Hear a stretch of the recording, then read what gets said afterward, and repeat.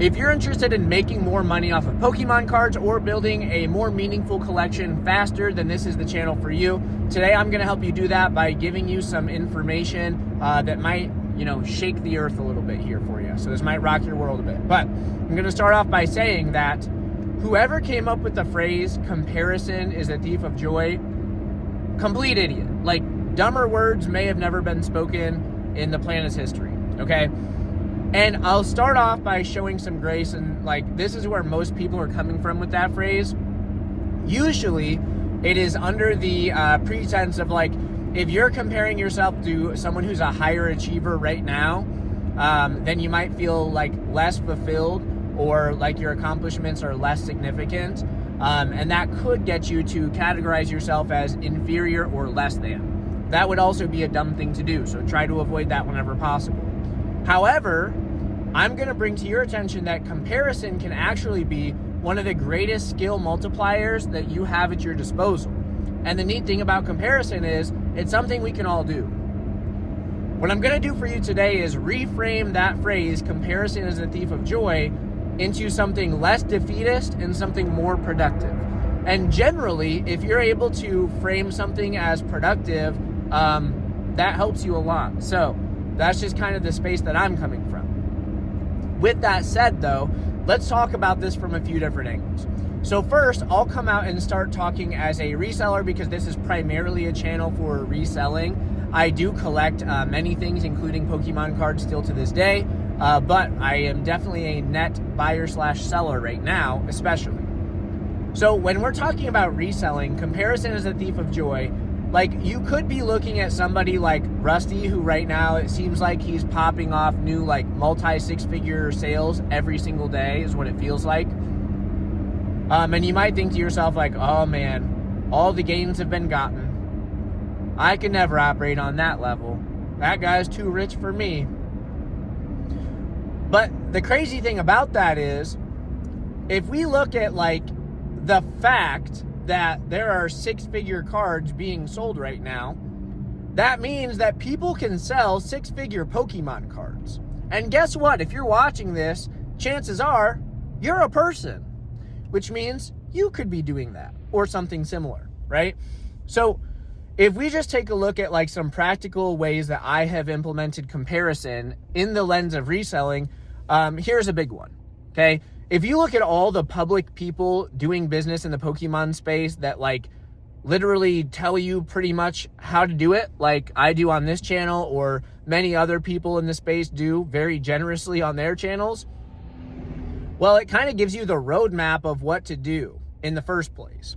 From there, say you are already reselling, you already had a TCG Player account or an eBay store, and you're already engaging in the buying and selling aspect, but if you then look at somebody who's doing multi-seven figures in reselling or even multi-six figures in reselling, and you realize that they have a different operation, they have different systems in place, they have a different mindset, a different approach to all of this, well, by comparing your process to theirs, you can actually enhance the quality of your work.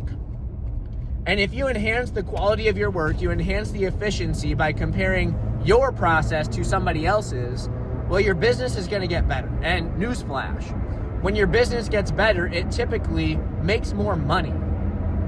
And I said it on this channel, but my goal as a business in this space is to make as much money ethically as possible, not less money than what's ethically possible. So when I hear somebody talk about their way of packaging items or their inventory system, which is something that I could level up in right now, well, I'm gaining all of these ideas, and it's oh man, that dude can package 20 cards in 15 minutes.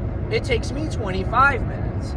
Well, that doesn't mean I'm going to go, down a bottle of adult beverage and drown in my sorrows.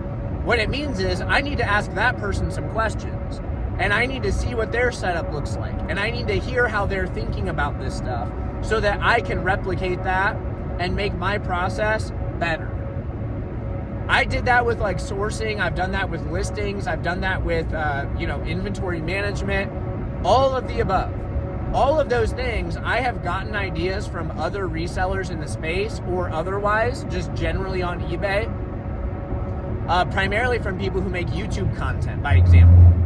Other instances have just been through direct conversation. But it's like, guys, if you compare and then reflect, there's no joy being stolen. I don't know about you, but I get a tremendous amount of joy from like improving my quality of life, by improving my process and becoming more skilled at my endeavors.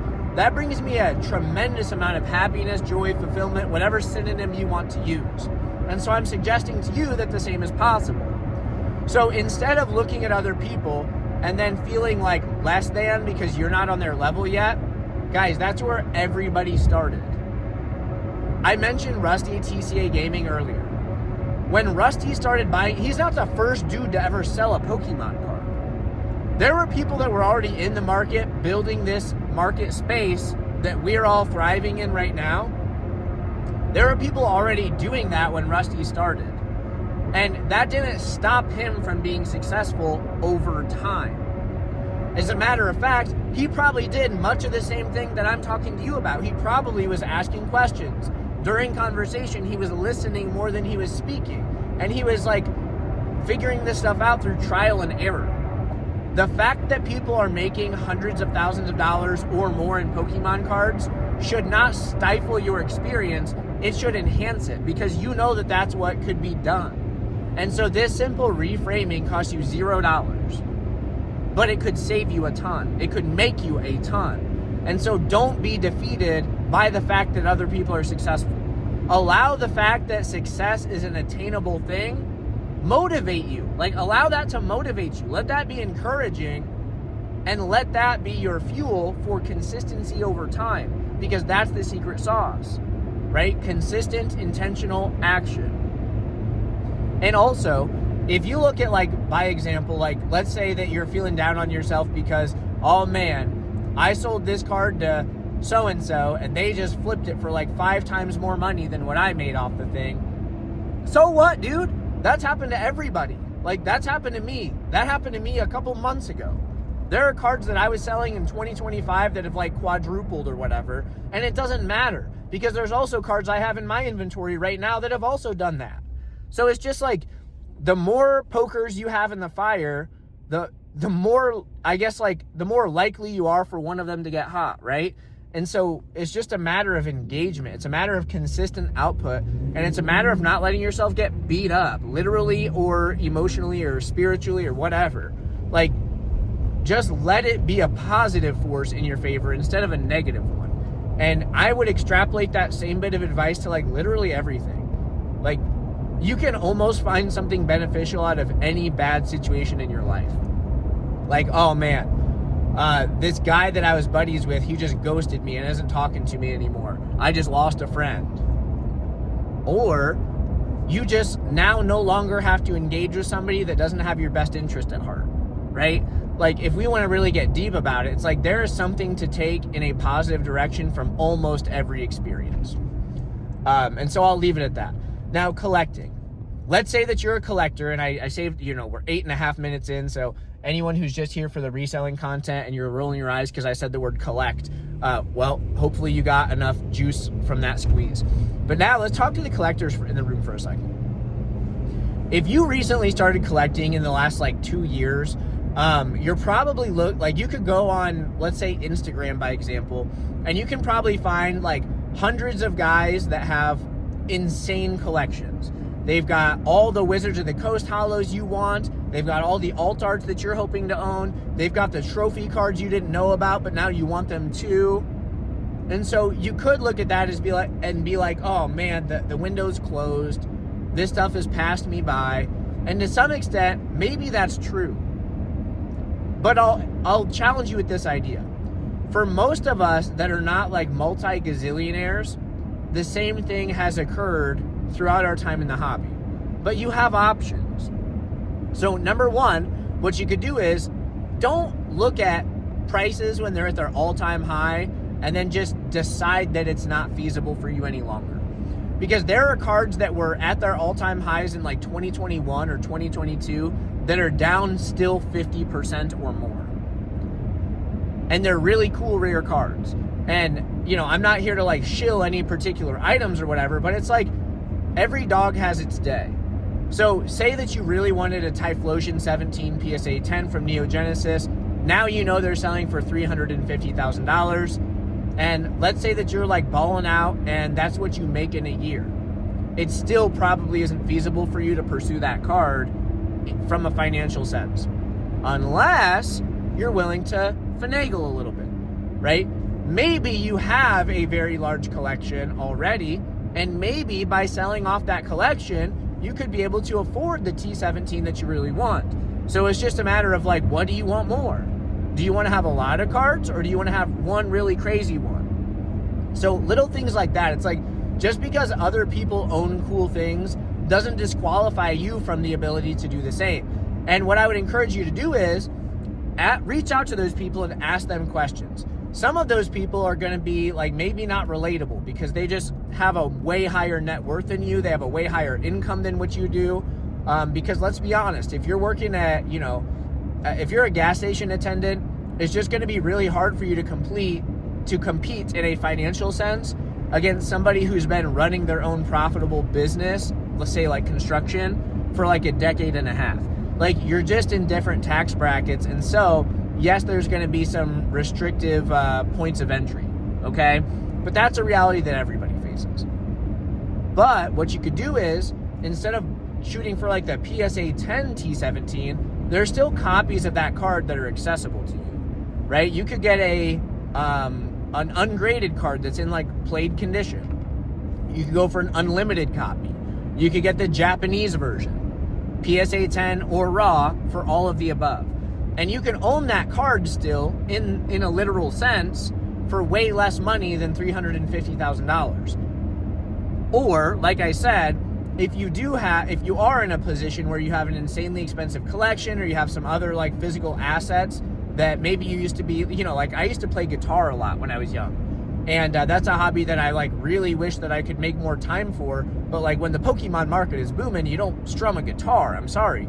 It's like, if I had a crazy guitar collection and only one of them had like real sentimental value, right? Like if my grandma had bought me a Jerry Garcia signed Martin guitar or something like that, I'm probably not going to sell that one, but maybe I could sell all the other ones and buy the card I want if I think it carries more weight in terms of like practical appreciation or whatever.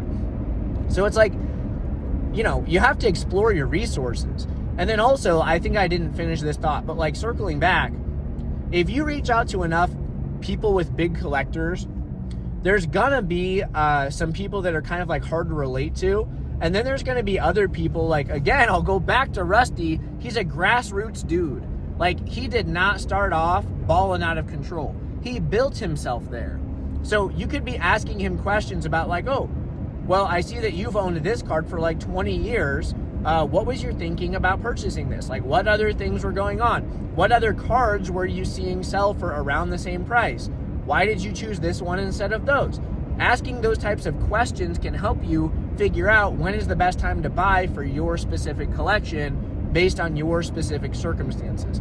And so, gathering information, comparing, and then taking reasonable action can be an extremely beneficial tool and approach to growing your collection or business.